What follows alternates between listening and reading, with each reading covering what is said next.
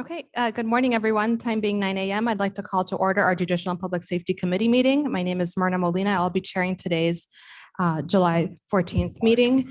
May I please have roll call? Davis. Brown. Brown here. Gums. Gums here. Leonard. Leonard here. Sanchez. Sanchez here. Shepro. Shepro present. Pirog. Molina. Melina present. We have a quorum. Okay, we have a quorum.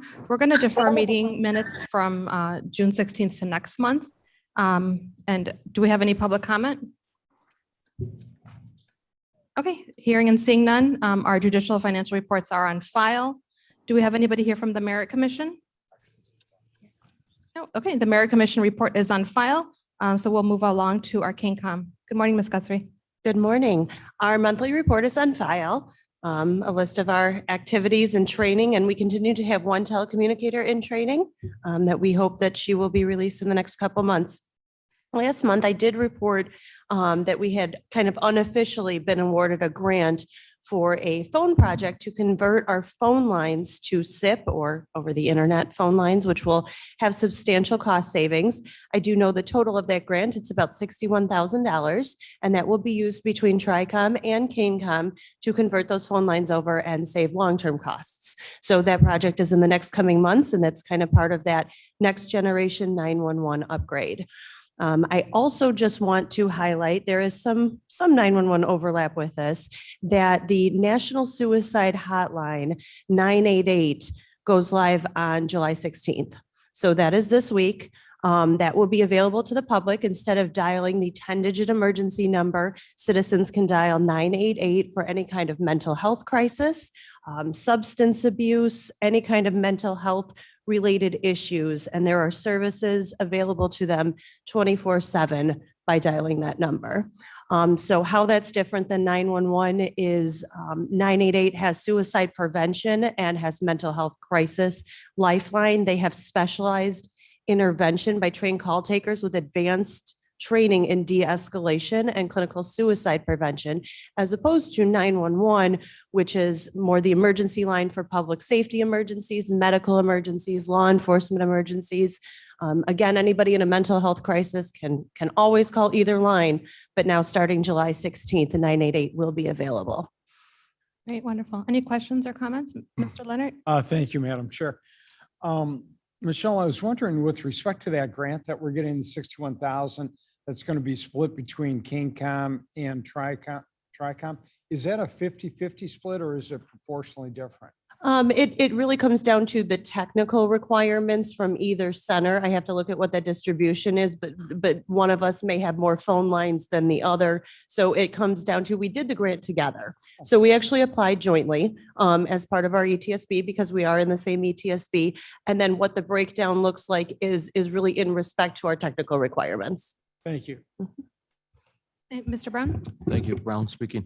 Michelle, for the 988, I guess I have a few questions. Where's the person located at that's answering the phone?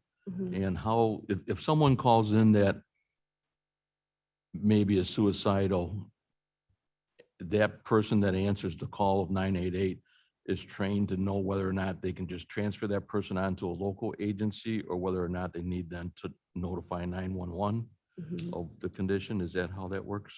Yeah, so there are a number of crisis centers already in Illinois, one of them specifically even in Batavia. And currently, if someone is on the phone with that crisis line and it becomes a medical emergency, that crisis line already reaches out to 911 and we dispatch an ambulance. So the system doesn't really change. There's a lot of technical stuff that's gone into the back end. So instead of dialing that 10-digit number, you can dial 988, and like 911, it will route to an appropriate center. And then an appropriate center will have the resources to reach out to 911 to get further support if needed. Thank you. Okay, great. Thank you. Good question. Okay, any other questions or comments? Okay, so we will move along to our Sheriff and Corrections. Sheriff Hain, good morning. Good morning, everybody. I do have a very, very brief PowerPoint. It's made an appearance for the first time this year. Blair's going to pull that up for us. Blair, you can pop all those bullet points up there. So on the heels of Highland Park and Uvalde, we've been getting a lot of press inquiries, as we do in today's society, about what the Sheriff's Office does to make our community safer and combat gun violence. Recording in progress. Hopefully that goes. There we go. So I'm more than happy to send this out to all the board members if they're interested, so they can answer to their constituents about what the county does at our level to protect our citizens. And I feel we go way above and beyond the norm.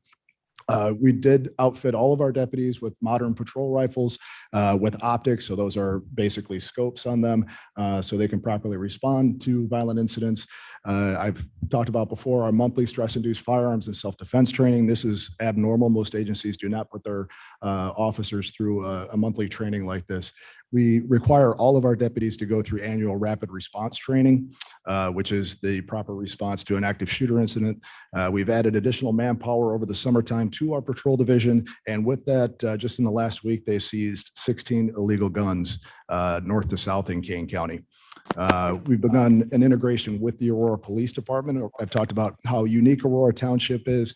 It's one of our highest call volumes for service, and we have so much overlap area between pockets of unincorporated zones in Aurora and incorporated Aurora. So I've been pushing this for the better part of my 4 years in office, that we need to be lockstep, not step by step, but lockstep with Aurora Police. Our criminal investigations team is essentially a group of deputies who will go out and approach, hot spots, or if we have a rise in violence or gang activity, 4 or 5 deputies will go out and patrol that area, like we did in Elgin about a month or 2 ago when they had a spike in shootings. And I think I reported here that they made a total of 94 traffic stops one night and seized 2 illegal guns. So it's just one more proactive step in protecting our community.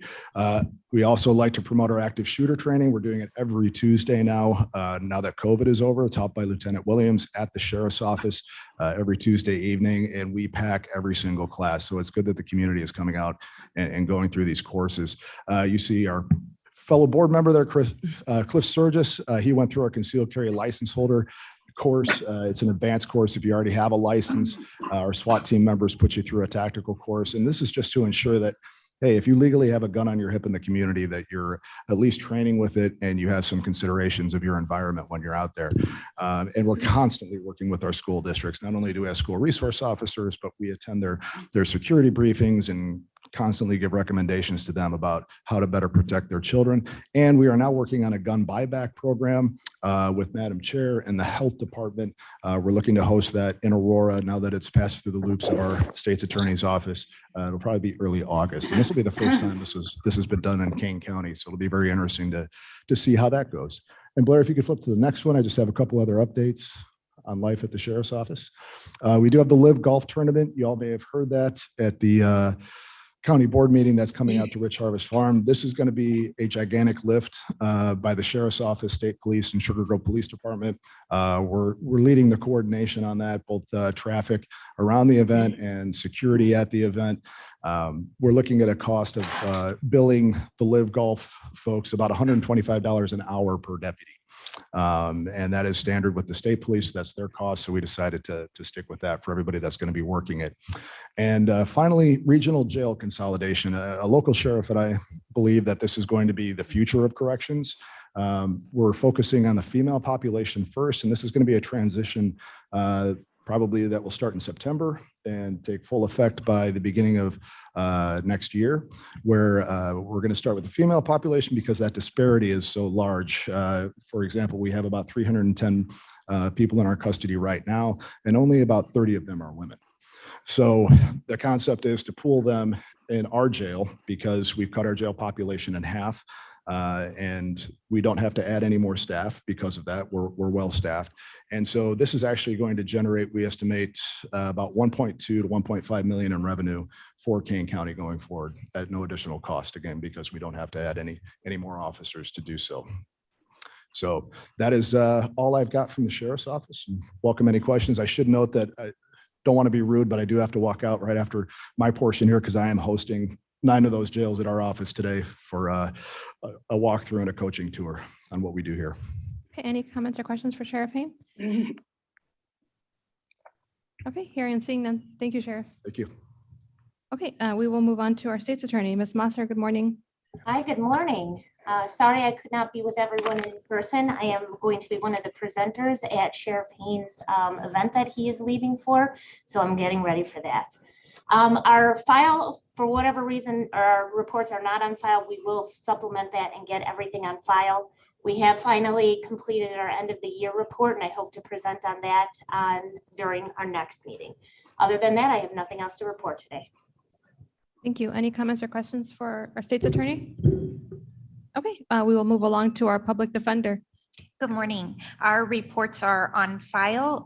We don't really have anything to report this month. We are business as usual. We are still working on hiring Gratefully, we have 2 new attorneys starting, one this month and one next month. So that just puts us down 2 attorneys at this point. So we continue to work on our hiring.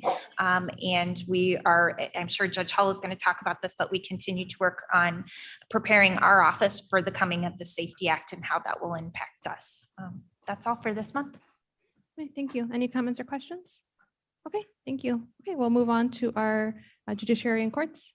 Yeah, good morning, everybody. So following up Ms. Conant's prediction, I want to start by talking about the Safety Act. As I have continued to indicate each month, we continue to all work together to prepare for January 1st. As you know, we were selected as one of 3 pilot sites in the state of Illinois. The advantage to that is we have resources and people that are coming from outside agencies on the East Coast to help us facilitate and work through what we need to do to prepare. Our goal is to have that all ready to go by November 1st. And so they were here in person last week, meeting with representatives from each of our offices to find out where we were at, what questions we had, how they could help, and to identify issues. We're getting to a point in time where we're ready to start making some decisions. They're going to come next week and meet with Judge Yetter and myself to help us outline what decisions we have to make.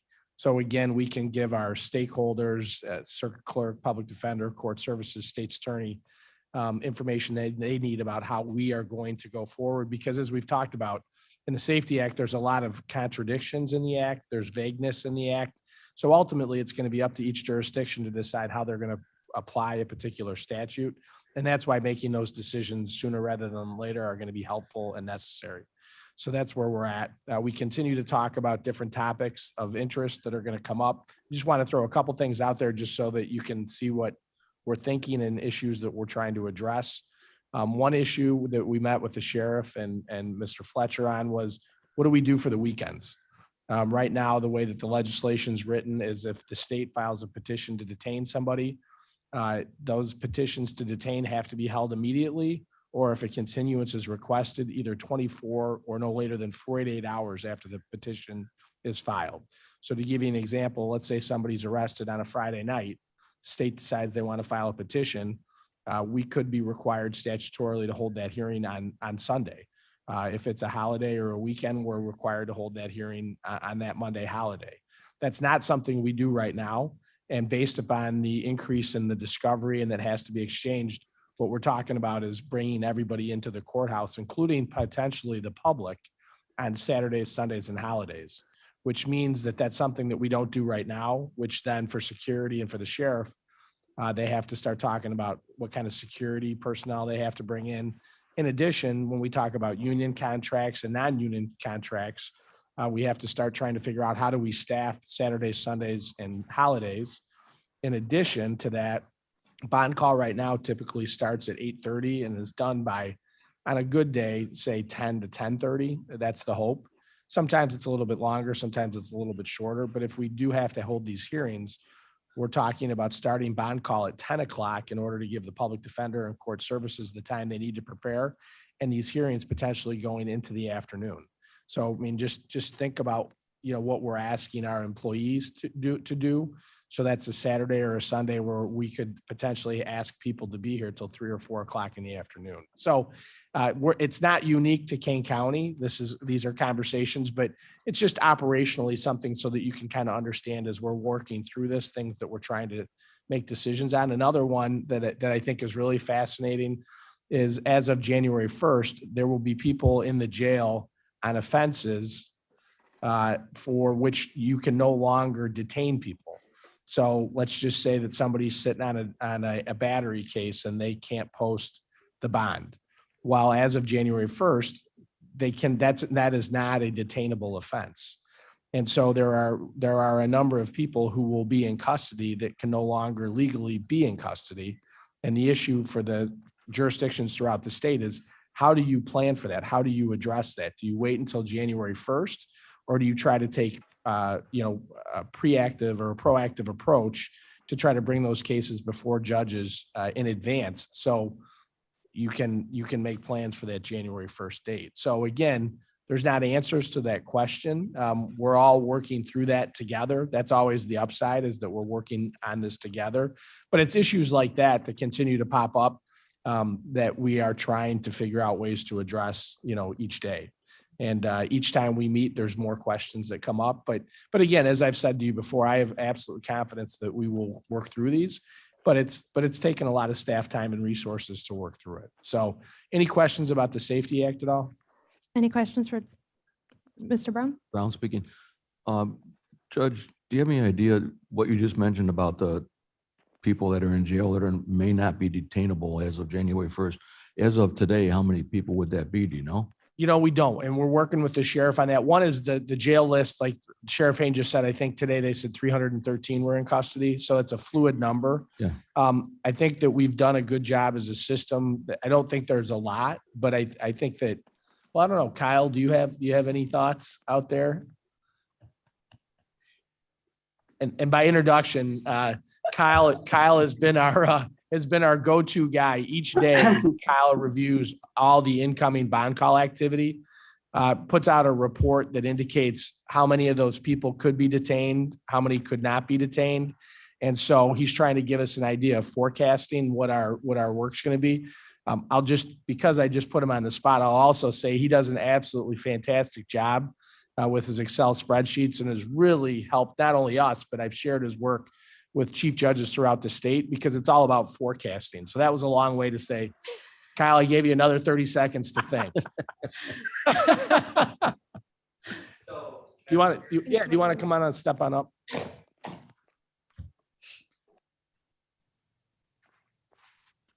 Good morning.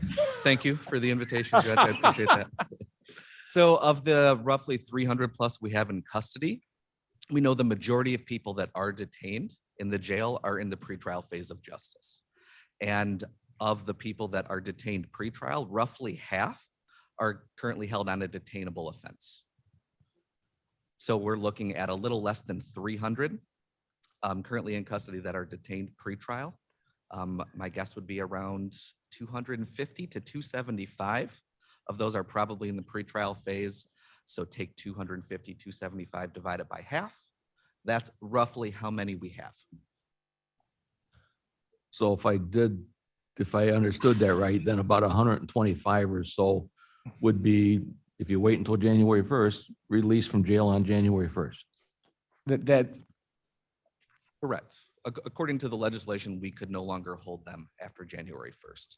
But the snapshot that we have of the jail's population right now could look very different in the months ahead. So Sure. what I can tell you right now could be very different down the road.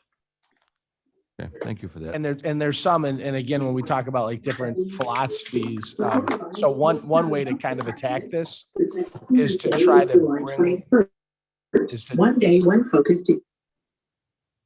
one way to address it that we've talked about, not only just here in Kane County, but statewide, is to do a proactive approach where we would identify these individuals, ask the state's attorney and the public defender to bring them to the court's attention prior to January 1st, to then address and enter an order that would be prospective or go into effect on January 1st, so that we don't have this onslaught of things that happen January 1st. Now, an opposite side of that coin is people are indicating, how do you apply a law and a standard that doesn't go into effect until January 1st? Yeah. So again, that's the kind of give and take, but what we will see is, a number of different people who may be eligible or will be eligible for release, but the state may wish to put conditions on them as well. So it's just, there'll be a constant kind of give and take. But to be clear, again, Brown speaking, to be clear for the public that may be listening, that think that when people commit a crime, you do your time. What you're having to talk about here is out of our control. This is being regulated by the Correct. legislators. 100%. And again, when Kyle talks about pretrial, again, the presumption of innocence is there. And the idea behind the legislation is that there are a number of people who, when you talk about, do your crime, do your time, when we're talking about that, that's after people have been found guilty. And so the goal of the legislation is to say that people should be able to be out and free to work and do what they need to do pre-trial. And then after they're found guilty, then the punishment follows. And so that's really kind of the underlying, I'm simplifying it, but Yeah. that's really the goal of a cashless bail system. Yeah. Thank you for that. Yep. explanation. But again, Kyle, thanks so much. Thank you, Kyle. And Um, I guess just to split it up just a little bit more, a lot of the people who are in jail currently can't afford bail to be released. So whether or not they're violent or non-violent and whether or not they've been found guilty, they haven't been found guilty yet. So I don't want to create a hysteria that there's going to be 125 people being released from the King County Jail who are violent offenders. That's not the case. But we'll continue to work on it. And Mr. Davis, I'm sorry, you have your hand up. Good morning. Good morning. Mostly I was just checking in, finally overcame my connection problem. So that was it. Okay, thank Well, you. and the only other thing that I was going to add that's of interest about the statute and the bail, no bail, for instance, I'll just give you an example. We had a defendant by the name of Krennic. It was years ago in the 90s, but he was charged with murder. It was a very violent crime. Bail was set at 5 million. Now, the idea that the judge had, I'm sure when they set that bail at 5 million, is there's no way that that person could have posted $500,000. But that person and that family did have the resources to post 500,000. So with the in-out system, if the judge makes a decision, if they're charged with a detainable offense, and the judge, after hearing the evidence, believes that they should be held in custody, that person is going to be held and cannot get released. And so that takes away that guesswork of a judge saying, well, I think this person is a violent or dangerous offender. I think the public needs protection and pretrial. I want to have this person in custody, and then try to come up with a number that they think reflects that and that they may not be able to post, only to find out that the family has the means to post. So I'm always happy. I could talk about this for hours. Always happy to answer questions because they're good questions. Couple other things is second courtroom at the Judicial Center or at the JJC that you guys funded and approved opened up on Monday. Really, really exciting day to have our juvenile delinquency and our abuse neglect courtroom in the same location. If you get a chance, I would really encourage you to go over. The building just looks fantastic. It's conducive to the children. It's going to be a huge benefit. And I just want to say thank you to all of you for doing that. It was a great day. And after we get the kinks worked out and we get our punch list done, we're going to invite you over for a ribbon cutting. But right now we're still working on things like, for instance, they said, Judge Hall, it'd be really nice to have a clock in the courtroom. So little things like that we missed. And finally, I just want to indicate that I know on the Safety Act, Ms. Labrillo sent out an email a couple days ago that said, hey, you know what, we were looking at the projections. Is there any way that you guys can cut your request? I just want to indicate that I'm happy to talk about that with anybody that would like to. I know that we're, again, in a position, all of us are in a position where we're kind of trying to forecast, but happy to talk to anybody about that forecasting. And the last good news is Judge Johnson, Keith Johnson, who is a Geneva resident, was just selected to serve on the Illinois Judges Association Board of Directors. So that was a huge kudo for him and for our county. So the IJA, as they call it, sets policies and tries to work on behalf of the entire state judiciary. So it's a huge, huge upside to have him on that. Judge Todd Tarter, who is from the Aurora area, he was just selected and just received an award a couple months ago from the Illinois Creditors Association. He was named by the Illinois Creditor the Judge of the Year in the entire state of Illinois for his work that he does in the small claims courtroom. And so it's always great to see judges in the news. And we had a number of judges that ran for election. Judge Bowles was the only judge that was able to advance into the general. But we're very proud of her, Judge Cruz, Judge Novarini, Judge Camargo, all who represented the 16th Circuit well. So any questions? Any other questions? Okay. Thank you. Thank you, Judge. Okay, so we will move on to our court services. Or, sorry, we have a resolution. Good morning, Doug Naughton for the Judiciary. As the judge said, we just opened the second courtroom and this resolution is to pay for it. So essentially what we have is the $125,000 that was taken from operational funds back in fiscal year 20, or actually it was 21, and put into the special reserve specifically for this project. So that's the first part of the resolution. The second part of the resolution as Erica Wagner explained to me, all of our funds and the facility fees are in the savings account. We need to transfer it to the checking account so we can pay the bills. So that's what we're asking you to do. So Okay, may I have a motion and a second to discuss and potentially approve? Leonard, so moves. Mr. Leonard moves. Brown Mr. Brown Davis, seconds. second. Okay, any comments or questions? Okay, may I please have roll call? Brown, Yes. Gums, Gums, yes. Leonard, Leonard, yes. Sanchez, Sanchez, yes. Shepro, Davis, Davis, yes. Molina. Molina, yes. Yes. Okay, this passes on to our finance later on this Sorry, month. Shepro, yes. Thank you. Okay, we will move on to court administration. Good morning. To piggyback a little bit on what the chief said regarding the staffing issues with the budget request for the Safety Act, for the court services request, it was to support pretrial, which really supports the work of the other departments and helps facilitate some of their work. And so I'm not able to do that until I confer with the other departments to see how that impacts or how that will impact them. So I hope to get that done by the deadline. I'm not sure, but I'm working on it.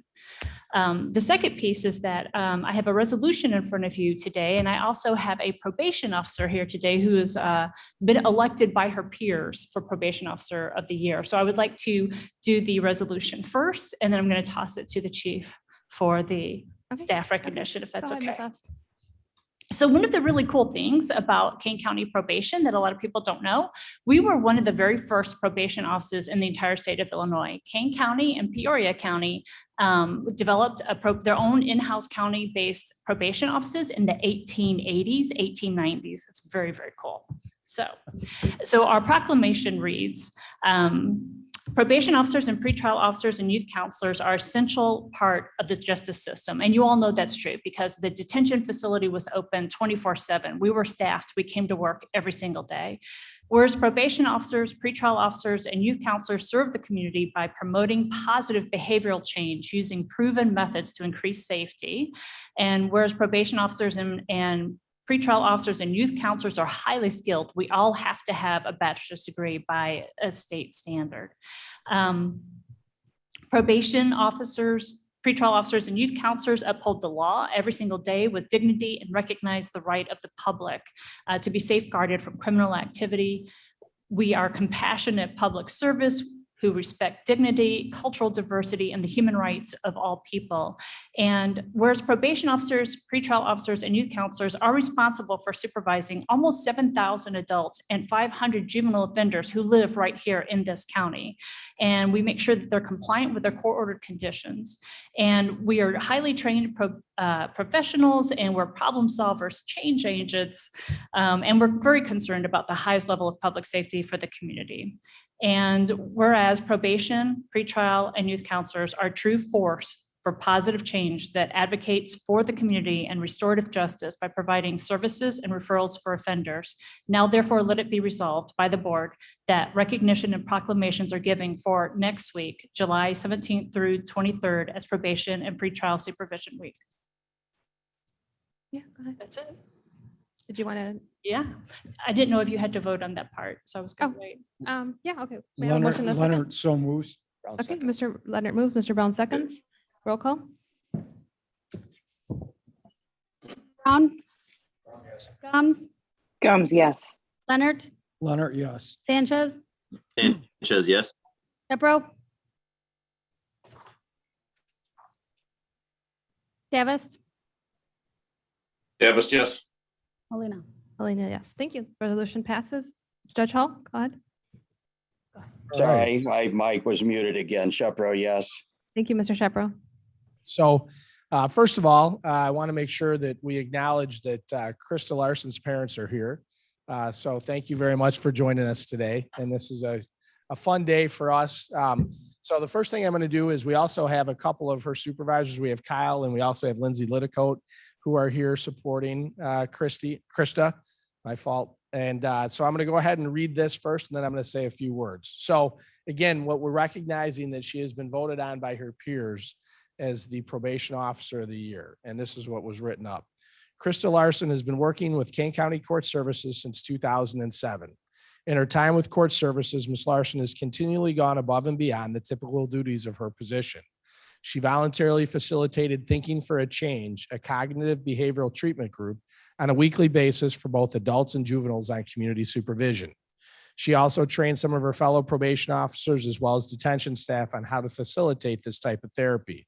This required Ms. Larson to travel to Colorado, where she participated in a highly selective and intensive program that certified her as a trainer of trainers by the National Institute of Corrections. Ms. Larson currently supervises nearly 60 adults on probation for sexually motivated offenses. She began working in the sex offender program in 2014 and is the longest tenured staff in that unit. As such, she is routinely shadowed by new officers, especially when she meets with clients out in the community and in their homes. She is extremely resourceful when it comes to connecting people to the help they need and is passionate about helping the local homeless population. We are proud of her contributions both in and out of the office. And I want to just add a couple things to that. First of all, probation has around 186 employees. It's always great to be recognized by your supervisors, but I don't think that there's any greater honor to be supervised by your peers, to be honored by your peers. So I want to just take a second for her parents and for you to understand that what Lisa and her group did is they said to the entire office, tell us who the probation officer of the year should be. And they had a chance to vote on any one of those 186 people. And Krista is the one that they said deserved that recognition to represent them here today. So, you know, I want you and your parents to understand, I mean, what an incredible honor. The second thing that I want to note, I was a prosecutor for 17 years. I've been a judge for over 13. Sex offenses and sex offender, people who are on sex offender probation, that's a really difficult unit. You're talking about people who are on probation for offenses, criminal sexual abuse, aggravated criminal sexual abuse, but people who have, through our probation system, been given a chance to be rehabilitated and to go out. But it's not a unit that everybody goes and wants to be a part of. It's a hard job. And so when you think about what she's done and the tenure that she's had in that division, to me, it's even more impressive, because what it goes really down to is the heart and passion you have for your job and for making a difference. And, you know, on behalf of the Chief Judge's Office, but on behalf of the entire 16th Circuit, I want you to understand how proud of you we are. And just a great day for you. So congratulations.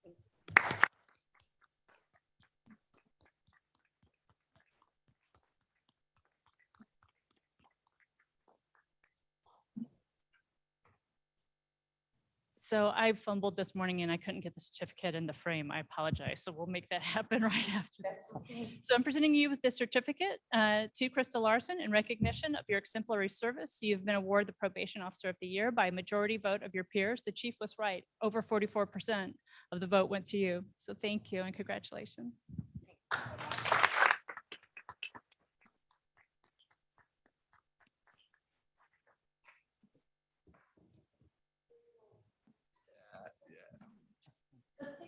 Yeah, can we do some pictures? Yes, go ahead, Chief Judge.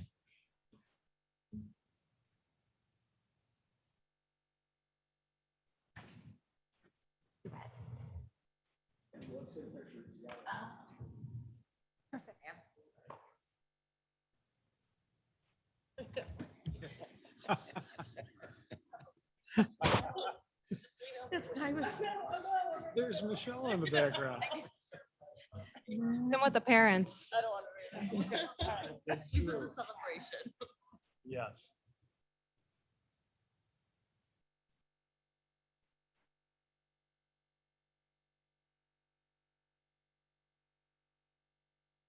You want a picture with your phone? Absolutely. Yeah, right. You gotta have something, right?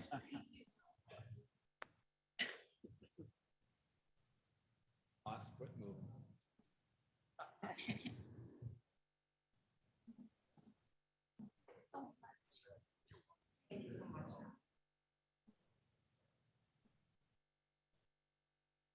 And I will just Kyle Granville is a program manager. He's over the pretrial committee. Thank you.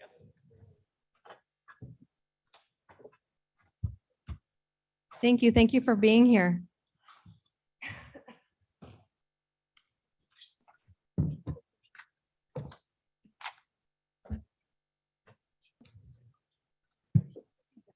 Ms. Oster, do you have anything else for us? No, that concludes Okay. my presentation. Any comments or questions? I guess just one quick comment regarding the Safety Act. When I look at the forecasting, I really don't see a lot from the court services or your department that's being asked for. So I don't know. I don't think I'm actually worried that we're forecasting too low when it comes to bailiffs and when it comes to people, if we're talking about having pretty much services 12 hours versus 8 hours. So that's my 2 cents on your requests. I completely agree and I hear you. Part of the discussions have been with all of the departments. That's why like the ad hoc request for each department to address it is kind of difficult for us as a system because we really do work together, all the various departments, and we need time to strategize and figure that out because like if I cut a pretrial officer, then the public defender might have to add an investigator. If I cut a psychologist, then we have to beef up our budget requests for our outside psychologists, things like that. And so we really have to sit down and strategize it. And I know that we're up against a deadline and I do apologize, but we do need to work together. Yeah, I know. I mean, it's all a domino effect. I keep saying that if one person is requesting 25 attorneys, then the public defender has to request an equal amount to forecast the need for it. And then it goes on and on. So, but thank you. I appreciate everything you guys are up against. And I'm sorry about the deadline that you have right now, but we'll work together and figure this out. Okay, moving on to the agenda, Circuit Clerk. Good morning. Good morning. I would like to ditto what Ms. Oust said regarding the budget and the Safety Act.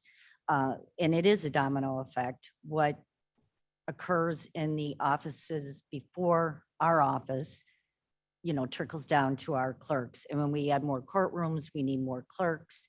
And right now we are only down 7. So that's a huge plus. But yeah, it's a trickle down effect and it's hard to look at what our office is asked when we have more attorneys or we have more public defenders or we have more hearings. Those all affect the clerks. Bond call now going on over the weekends. We've all been meeting on this Safety Act and trying to strategize. So I appreciate the work that the chief judge is doing with it and bringing us all together. And Judge Yetter, Judge Yetter is, what's the word I'm looking for? Is the lead on the Safety Act and how we're moving forward. It's been eye-opening, and I would even encourage yourself, Ms. Molina, to possibly attend some of those meetings because we've broken it down to what seven stages. Yep. Yes, and in every little stage has several different components that affect all of us. So, and it's kind of hard to understand, and coming together as a team through the judicial partners is helping us all strategize and work to better solutions on how to handle this. But with that being said, I have some numbers for you, which you're not going to like. We are only bringing in about 25,000 on a daily average. And 2 years ago, that was about 50,000. That's just something to kind of keep in the back of your mind. So, economy's bad. People aren't paying their fines and fees. And then we also have to look at going forward, those individuals that are in custody, that if they will be released, what fines and fees that's already been in the system projected for them, those will need to be refunded if any of them have been paid. So this is a lot, there's a lot of pieces to this that I don't think legislators have thought through and how how much it's going to cost municipalities going forward. So there's a lot of dollars that they will not see. But there's a lot of dollars that we never see. And that example is, once, if you did not pay your fines and fees, they go to collections, correct? So in the past year, we've sent $1,519,000 is what the county would have received to pass out to everybody. It's not just what we would receive, because there is a portion of that that goes to the state and to local law enforcement, et cetera. But the 10% of that that we would have received for bond fee, which is going to collections right now, is $31,919. Not a lot, right? But then you move down to what we've received so far. I believe we're a month behind in our projection here, is only 190,000. That's what we have received so far out of that 1.5 million, just to let you understand the numbers.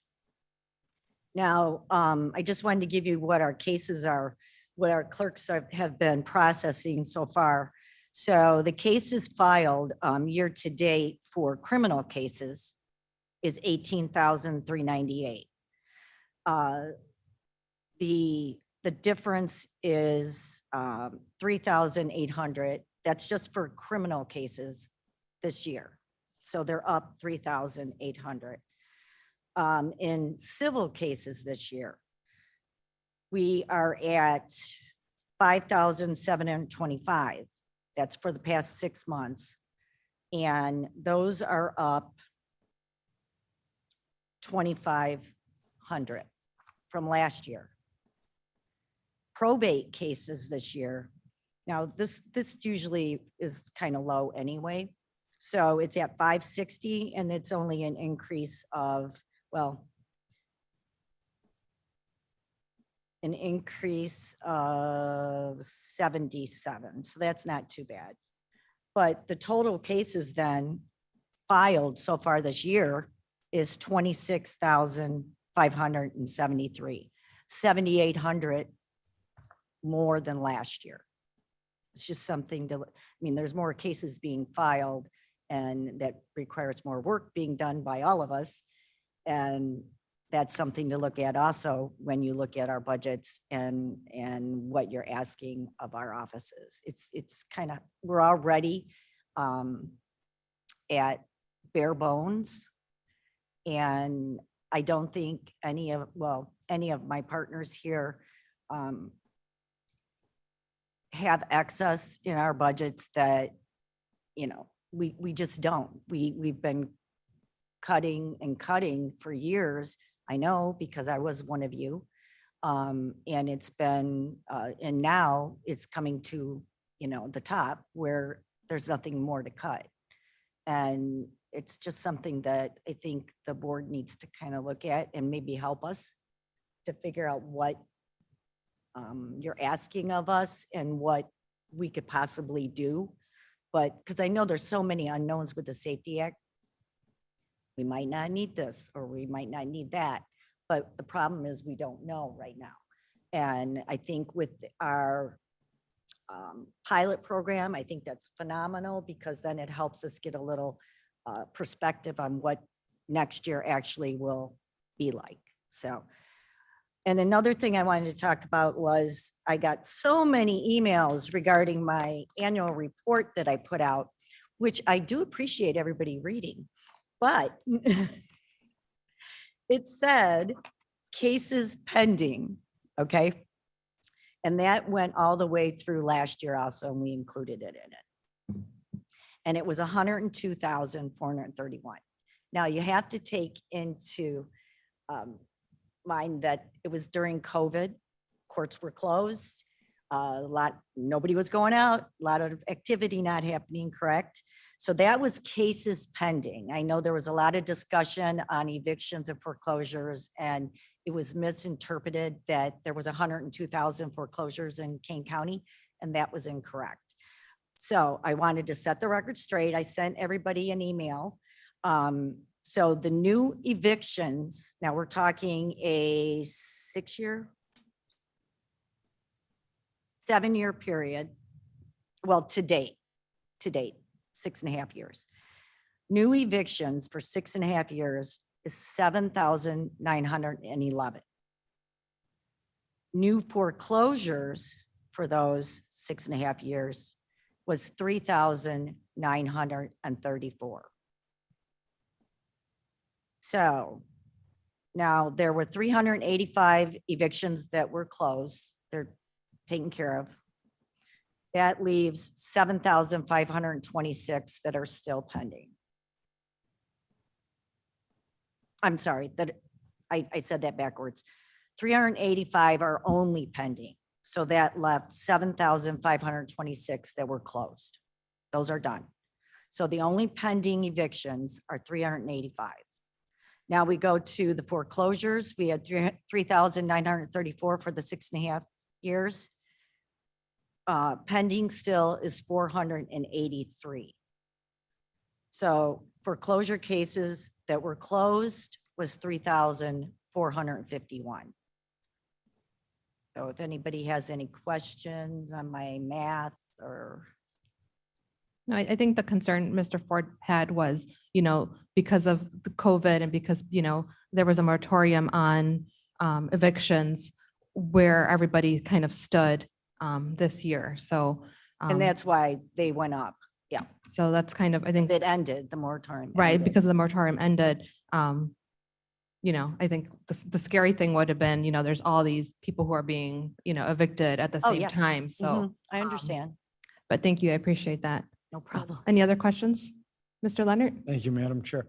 Ms. Ferrero, with respect to the pandemic period, say the last 2 years, did the number of cases for evictions and foreclosures stay constant? Did it go up? Did it go down? What was the pace of it during the pandemic period? Well, do you want to start in 20 or 20? Do you want to start in 2020? Yeah. Because there were 600, this is just evictions, Yes. 606 in 2020.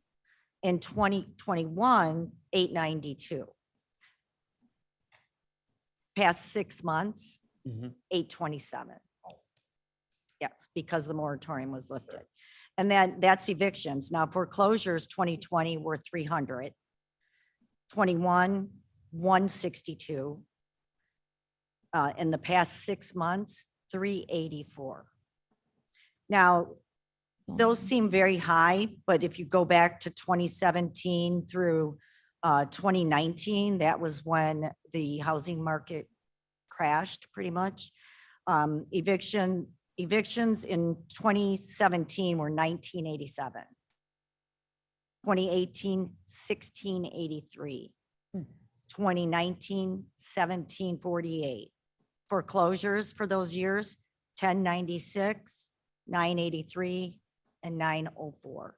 So they have gone down considerably since those previous years, but since the moratorium was lifted, we're seeing an uptick. Thank you. You're welcome. Okay, any other questions or comments? Okay, we will move on. Coroner Russell? Yes, hello, everyone. Morning. Good morning. Just as you can see, the numbers are, they're up a little bit this month from last year. So it is kind of is what it is. We predict, but we don't know exactly how things are going to work out. Speaking of that, with COVID, it's been a running joke around the office that I was Iron Man because everybody around me was getting it and I wasn't. Well, Iron Man has rusted. I actually have it. And I think the blessing in disguise is that although this strand appears to be very contagious, our deaths are not really spiking at all. So I think that's a good thing. It's just basically a head cold. You can maybe be able to hear a little bit in my voice, but yeah. So that's what's going on with the COVID issue. And I know that there's been a lot of talk in the news about, different politicians around the country wanting to, go ahead and do another mask mandate and that kind of thing. I think we need to be judicious before we decide to do that, because as I said, this strand is very highly contagious. However, the deaths really haven't spiked.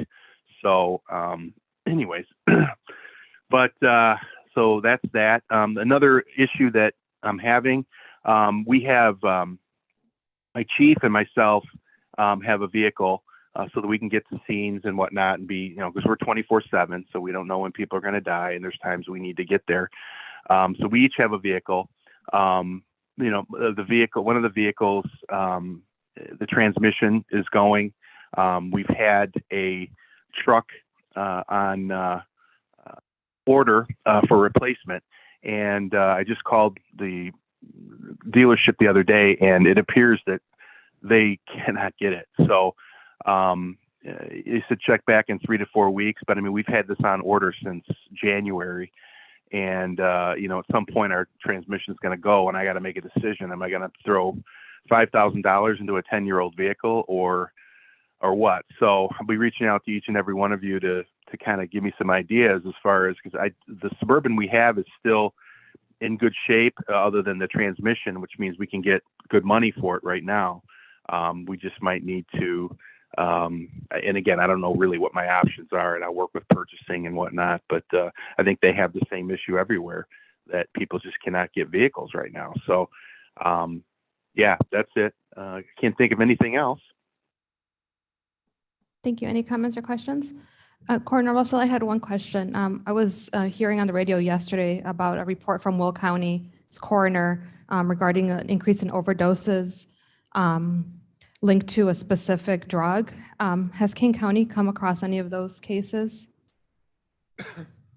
Not that I'm aware of, but that doesn't surprise me, because that's kind of what happens. It usually happens on a regional level. If a bad batch gets out, it typically is concentrated in 1 or 2 different areas. We've had our consistent amount of overdose deaths. So, and again, we have to wait to see when the tox comes back, whether or not that specific variation of the drug is actually indeed what's causing it. But I haven't noticed any different thing. So I'll call up Lori Summers down there and see what she's referring to. But I think everywhere people, again, it's the same old broken record. It's just the drug deaths are crazy. They're outrageous. Each year we break records with the amount of people that actually pass away. And, we may have an anomaly year where we're down a few, but then it just seems like the next year we're up again. So it's a tough situation. I know the sheriff, myself, and, State's Attorney have all, done various things to try to do this. We're going to keep working. We're going to keep trying to figure out what we can do to help. But it is discouraging because, and when I walk into the office and, we had another couple of overdoses last night, it's like, again, come on.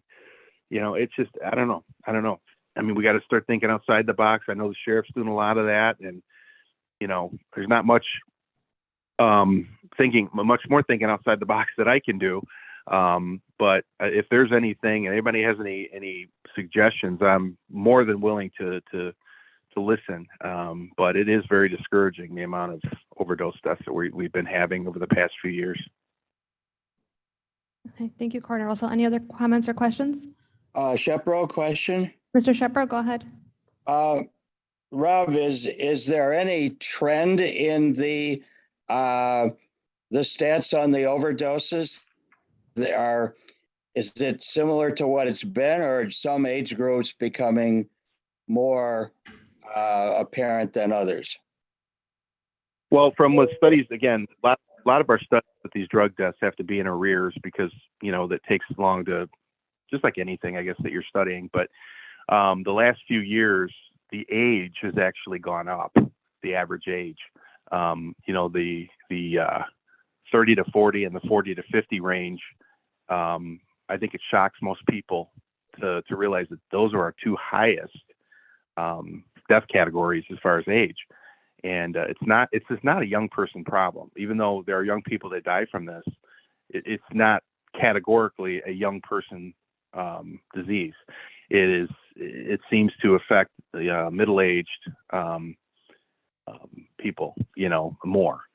So yeah, that's right now, that's as far as any other substances or whatnot, they're all pretty much derivatives of fentanyl, is what is so very toxic and whatnot that it kills people.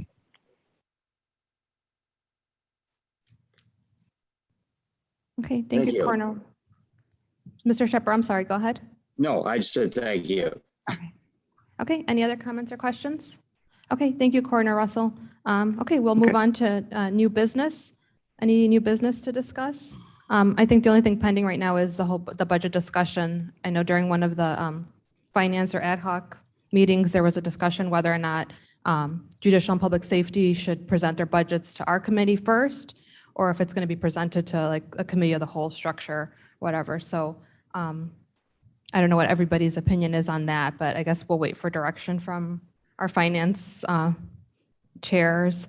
I would prefer, I think either way would be fine. I think this committee would be great to listen to it because we're already kind of in the loop on what you guys have been requesting all year. So if there's any questions, I think more detailed questions would come out of this committee and everybody else listen to, but I'll wait for direction on that. That's just my 2 cents on that. Okay, may I have a motion to place reports on file? Madam Chair, may I request unanimous consent to place the reports on file? You may, Mr. Shepro. Okay. We have consent, and then I need a motion and a second to go into executive session for the purpose of closed session minutes. Leonard moves. Shepro seconds. Okay, there's a motion and a second. Roll call. Brown, Brown, yes. Gums, Gums, yes. Leonard, Leonard, yes. Sanchez, Sanchez, yes. Shepro, Shepro, yes. Davis, Davis, yes. Molina. Molina, yes. Okay, we'll go into executive session. Thank you, everybody else. We'll see you soon. Okay, everybody online, please accept your invite to go into the closed session. Be aware we are live streaming, so anything you say before the time I tell you we are in closed session will still be going out to public. Just give us a moment.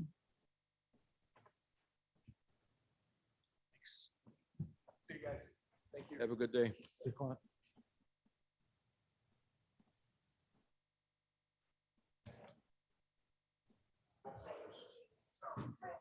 What are you doing? I haven't seen you in some closed session minutes. Jeez, I know. Better get out of here. I can't sit through these anymore. I do have to admit, that's one thing I do miss. The closed session or just the? The little information. Oh.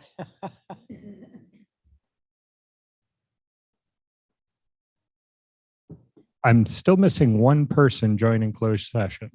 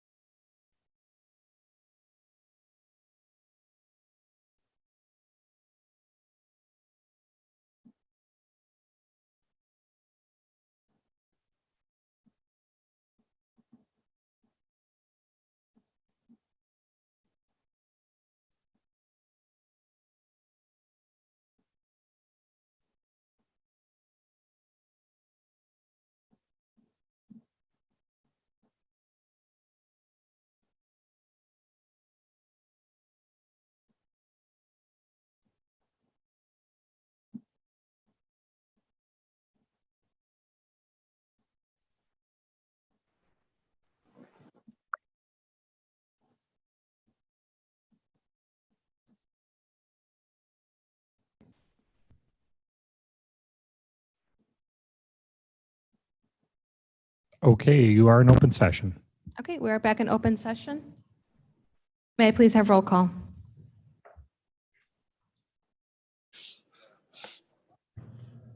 Brown, Gums, Gums here. Leonard, Leonard here. Sanchez, Sanchez present. Shepro, Shepro present. Davis, Davis here. Molina. Molina present. You have a quorum. Okay, may I have a motion and a motion and a second to release closed session minutes as expressed on Exhibit A? Leonard moves. Brown seconds. Okay, motion made by Mr. Leonard, seconded by Mr. Brown. Any comments or questions? Shepro, Mr. Shepro, go ahead. yeah, I'm going to vote yes, but I sort of agree with some of the observations or concerns by Mr. Brown. It strikes me that at some point, the litigation strategy, if there was one that was discussed in 2007, would not really seem to require continued confidentiality, but that's a discussion, I guess, for another day. Okay, thank you. May I please have roll call? Brown, Brown, yes. Gums, Gums, yes. Leonard, Leonard, yes. Sanchez, Sanchez, yes. Shepro, Shepro, yes. Davis, Davis, yes. Molina. Molina, yes. Yes. Okay, this passes. Okay, may I have a motion and a second to adjourn? Leonard moves. Brown seconds. Okay, all those in favor? Aye. Aye. Aye. Any opposed?